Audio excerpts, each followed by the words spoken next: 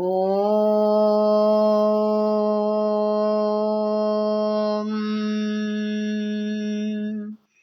గురుర్బ్రహ్మా గురుర్విష్ణు గురుర్దేవో మహేశ్వరః గురుః సాక్షాత్ పరబ్రహ్మ తస్మై శ్రీ గురవే నమః. ఓం మాఘపురాణం 17వ అధ్యాయం. ఇంద్రునికి కలిగిన శాపము. ఈ కథ గురించి తెలుసుకుందాం. వశిష్ఠ మహర్షి దిలీపునితో మరలా ఇట్లు అనెను. రాజా, మాఘమాస మహిమను వివరించు మరి ఒక కథను చెప్పెదను వినుము. పూర్వము గ్రత్యమధుడనే మహర్షి గంగా తీరమున నివసించుచుండెను. మాఘమాస స్నానము పూజాదికము చేయుచు తన శిష్యులకు మాఘమాస మహిమను శ్రీ మహావిష్ణువు మహత్యమును వివరించుచుండెను. జహ్నువను మహాముని మాఘమాస స్నాన మహిమను వివరింపకోరగా కృష్ణ మహర్షి ఇట్లు పలికెను. సూర్యుడు మకర రాశిలోనున్నప్పుడు మాఘమాసము ప్రారంభమగును. అట్టి మాఘమాసమున చేసిన స్నానము అత్యంత పుణ్యప్రదమే కాక పాపనాశనము కూడా అగుచున్నది.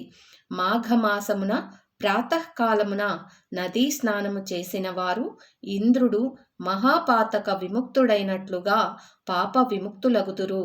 ఆ విషయమును వినుడు. పూర్వము తుంగభద్రా నదీ తీరమున అన్ని వేదములను చదివిన మిత్రవిందుడను ముని ఒకడు ఆశ్రమమును నిర్మించుకొని ఉండెను. మిత్రవిందుని భార్య అతిలోక సుందరి. ఆమె ఒకనాడు తుంగభద్రా నదిలో స్నానము చేసి పొడిబట్టలు కట్టుకొని కేశములను ఆరబెట్టుకునుచుండెను. రాక్షస సంహారమునకై దేవతలతో కలిసి ఆకాశ మార్గమున పోవుచున్న ఇంద్రుడామెను చూచి మోహపరవశుడయ్యను. ఆమెనెట్లయినా పొందవలేనని నిశ్చయించుకొని రాక్షసులను జయించి తిరుగువచ్చిచు ఇంద్రుడు ఆ ఆశ్రమం పైభాగమున నుండి మిత్రవిందముని భార్య అందమును ఆమె చేష్టలను గమనించుచుండెను. మిత్రవిందముని తెల్లవారుజామున శిష్యులను మేలుకొల్పి వేదపఠనం చేయింపవలేనని తనున్న పర్ణశాల నుండి బయటకు వెళ్ళెను. ఇంద్రుడును ఆశ్రమంలోనికి రహస్యముగా ప్రవేశించి మిత్రవిందను పట్టుకొనెను. విడిపించుకొని పోవుచున్న ఆమెకు తానెవరో చెప్పి తన కోరికను తీర్చమని ప్రార్థించెను. ఆమె సౌందర్యమును మెచ్చెను. ఆమెయును కామపరవశి అయి ఇంద్రుని పొందు అంగీకరించెను. కోరిక తీరిన ఇంద్రుడు ఆశ్రమం నుండి వెళ్ళ యత్నించుచుండెను. అప్పుడే వచ్చిన ముని వానిని పట్టుకొని నీవెవడవని అడిగెను. నేనింద్రుడునని సమాధానమిచ్చెను. మిత్రవిందుడను జరిగిన దానిని గ్రహించెను. నీవు గాడిద ముఖము కలవాడవై స్వర్గమునకు పోలేక భూలోకముననే యుండుమని శపించెను. తప్పు చేసిన తన భార్యను రాయిపై పడియుండమని శపించెను. ఆ చోటును విడిచి గంగా తీరమును చేరి అచ్చట తపమాచరించి యోగశక్తిచే దేహమును విడిచి పరమాత్మలో లీనమయ్యెను. ముని శాపము వలన ఇంద్రుని ముఖము మాత్రమే గాడిద, మిగిలిన శరీరము మామూలుగానే యుండెను. అచ్చట నుండుటకు సిగ్గుపడి పద్మగిరి అను పర్వతమును చేరి అచ్చటి గుహలో నుండి అచ్చటనున్న గడ్డిని తిని కాలమును గడుపుచుండెను. అతడట్లు 12 సంవత్సరములు గడిపెను. రాజులేని స్వర్గముపై రాక్షసులు దండెత్తి వచ్చి దేవతలతో యుద్ధము చేయుచుండిరి. దేవతలు రాక్షసులతో యుద్ధము చేయలేకపోయిరి. తమ ప్రభువగు ఇంద్రుణ్ణి వెదకసాగిరి. ఇంద్రుణ్ణి కనుగొనలేక వారు స్వర్గమునకు తిరిగి వచ్చిరి. రాక్షసులు మరలా వారిని తరిమికొట్టిరి. దేవతలు ఇంద్రుణ్ణి వెతుకుచు నదీ తీరములయందు సముద్ర తీరములయందు తిరుగుచుండిరి. అప్పుడు మాఘమాసమగుటచే మాఘమాసమున నదీ స్నానము చేసి తిరిగివచ్చు మునులను చూచిరి.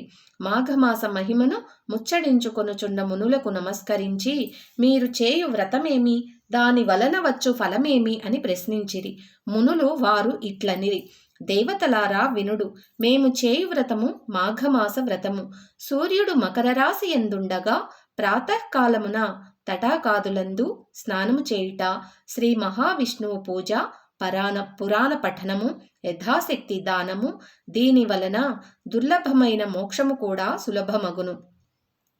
మాఘమాసమున చేసిన మాధవ స్మరణ సర్వపాపములను నశింపచేయును.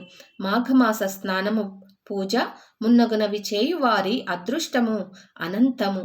మాఘశుద్ధ చతుర్దశి యందు గోదానము, వృషోజ్జరణము, తిలదానము, అవూపదానము, పాయసదానము, వస్త్రకంబలముల దానము విష్ణులోక ప్రాప్తిని కలిగించును. శ్రీ మహావిష్ణువు దయవలన సర్వలోకములు సులభములైయుండును అనుచు మునులు దేవతలకు మాఘమాస మహిమను వివరించిరి. దేవతలను దివ్యమునుల మాటలను విని మాఘమాస స్నానమును సముద్రమున చేసి శ్రీ మహావిష్ణువును అర్చించిరి. వారికి శ్రీ మహావిష్ణువు సాక్షాత్కరించెను. మొట్టమొదటి జగద్గురువు అగు శ్రీ మహావిష్ణువు మృదువైన శరీరము, చతుర్భుజములు కలిగియుండెను. శంఖచక్ర గదా పద్మములను 4 చేతుల యందు పట్టెను. పచ్చని వస్త్రమును ధరించి కిరీటముతో మరింత మనోహరముగా నుండెను. కంకణములు, వారములు, వైజయంతిమాల మున్నగు అలంకారములను ధరించి గంభీర మనోహర రూపముతో ఉండెను. ఇట్లు సాక్షాత్కరించిన శ్రీ మహావిష్ణువును దేవతలిట్లు స్తుతించిరి. స్వామి, నీవు జగములకే గురువవు, వేదవేద్యుడవు.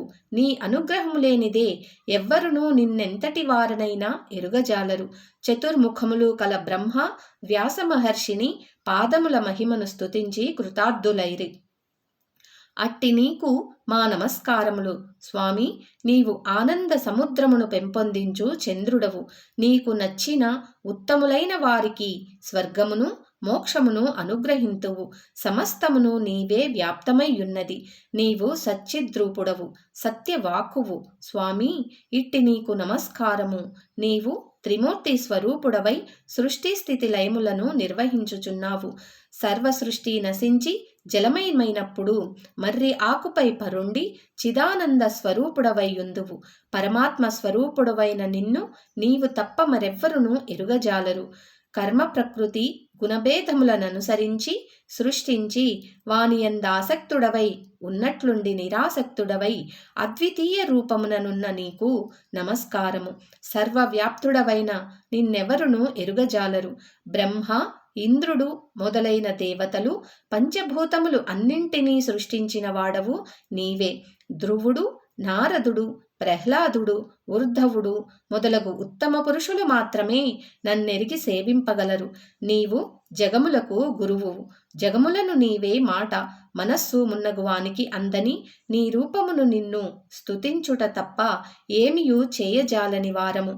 నాయకుడగు ఇంద్రుణ్ణి కోల్పోయి రాక్షసులచే అవమానింపబడిన మమ్ము రక్షింపుము అని దేవతలు పలు రీతులా శ్రీ మహావిష్ణువును స్తుతించిరి. దేవతలయందు జాలిపడిన శ్రీమన్నారాయణుడు వారికి ప్రసన్నుడై ఇట్లనెను. దేవతలారా, ఇంద్రుడు మునిశాపముచే దివ్యశక్తులను కోల్పోయి గాడిద ముఖము కలవాడై పద్మగిరి గుహలలో సిగ్గుపడి దాగియున్నాడు. అతడు ముని భార్యను మోహించి ఆమెననుభవించి దోషము చేసి మునిశాపము నొందెను.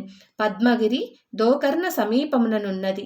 పరమ పవిత్రమైన మాఘమాసమున అరుణోదయ పుణ్యకాలమున గార్ధబముఖుడైన ఇంద్రునిచే నదీ స్నానమును చేయింపుడు. అందువలన ఇంద్రుడు గాడిద ముఖమును విడిచి మంచి ముఖము కలవాడై పూర్వము మలే దివ్యశక్తులను పొంది మిమ్ము రక్షింపగలడు. కావున మీరు వానిచే మాఘమాస అరుణోదయ పుణ్యకాలమున నదీ స్నానం చేయింపుడని చెప్పెను. దేవతలు శ్రీ మహావిష్ణువు మాటలను విని విస్మితులైరి. స్వామి, మునిశాప పీడితుడైన ఇంద్రుడు కేవలం మాఘస్నానముచే స్వగ్ధడగునా విచిత్రముగానున్నదని పలికిరి. అప్పుడు శ్రీమన్నారాయణుడు, దేవతలారా, మాఘమాస స్నాన మహిమను మీరెరుగపోవుటచే ఇట్లంటిరి. నేను చెప్పినట్లు చేసినచో ఇంద్రుడు యథాపూర్వ రూపమును పొందుటలో ఆశ్చర్యము సందేహము అక్కరలేదు. పూర్వము విశ్వామిత్ర మహర్షి ఇంద్రుని వలె పాపమును చేసి కపిముఖుడై మాఘస్నానము చేసి పూర్వస్థితి నొందెనని చెప్పెను. ఆ మాటలకు దేవతలు మరింత ఆశ్చర్యపడిరి. ఆ వృత్తాంతమును చెప్పుమని శ్రీమన్నారాయణుని కోరిరి. అప్పుడు విష్ణువు ఇట్లు పలికెను. వినుడు. పూర్వము విశ్వామిత్ర మహర్షి భూప్రదక్షిణం చేయుచు గంగా తీరమునకు వచ్చెను. మాఘమాస కాలమగుటచే గంధర్వులు తమ భార్యలతో కలిసి గంగా స్నానము చేయి వచ్చిరి. అట్లు వచ్చిన దంపతులలో ఒక గంధర్వుడు మాఘమాసమున నదీ స్నానము చేయుచు భార్యను కూడా నదీ స్నానము చేయుటకు రమ్మని పిలిచెను. భర్తతో భూలోకమునకు వచ్చి గంగా తీరమును చేరిన ఆమె, ఈ చలిలో నాకీ చన్నీటి స్నానము బాధాకరము, నేను స్నానము చేయుజాలను, మీకు ఆసక్తి ఇష్టము ఉన్నచో మీరు చేయుడని గంగా స్నానమును నిరాకరించెను. గంధర్వుడెంత చెప్పినను వాని భార్య భర్త మాట వినలేదు, స్నానము చేయలేదు. గంధర్వుడు మిగిలిన వారితో కలిసి స్నానము చేసెను. గంధర్వుడు భార్య మాఘమాసమును దూషించి నిరాకరించుటచే ఆమె దివ్యశక్తులను కోల్పోయెను. స్నానము చేసి తిరిగి వచ్చి తమ లోకమునకు తిరిగి వెళ్ళు సందడిలో గంధర్వుని భార్యను మిగిలిన వారు గమనించలేదు. దివ్యశక్తులతో గంధర్వులు తమ లోకమునకు వెళ్ళిపోయిరి. గంధర్వుని భార్య గంగా తీరమున దివ్యశక్తులను కోల్పోయి అసహాయురాలై తిరుగుచుండెను. ఆమె అడవిలో తిరుగుచు విశ్వామిత్రుడు ఉన్న చోటుకు వెళ్ళి వయ్యారముగా క్రీగంట చూసెను.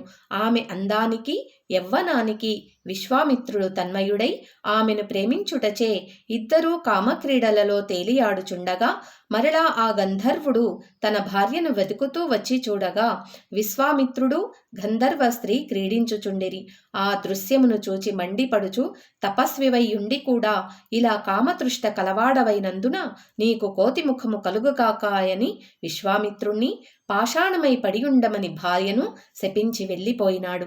విశ్వామిత్రుడు చేయునది లేక వానరముఖం కలిగియుండగా నారదుడు ఆ విషయం తెలుసుకొని విశ్వామిత్రుని కడకు వచ్చి, విశ్వమిత్ర, క్షణభంగురమైన తుచ్చకామ వాంఛకులోనై నీ తపశ్శక్తినంతా వదులుకున్నావు. సరేలే, లెమ్ము, గంగానదిలో స్నానము చేసి నీ కమండలములో గంగాజలము తెచ్చి ఈ పాషాణముపై చల్లుము అని వివరించగా విశ్వామిత్రుడు గంగా స్నానము చేసి విష్ణువును ధ్యానించి కమండలముతో నీరు తెచ్చి పాషాణంపై చల్లగా ఆ రాయి పూర్వం గంధర్వ స్త్రీ రూపమును పొంది గంధర్వలోకమునకు వెళ్ళిపోయెను.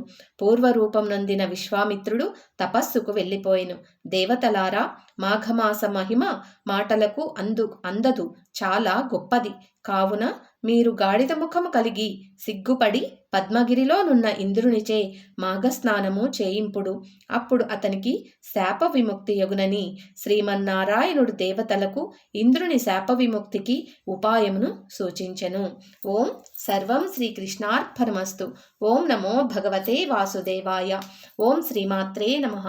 ఓం శ్రీ గురుభ్యో నమః. స్వస్తి.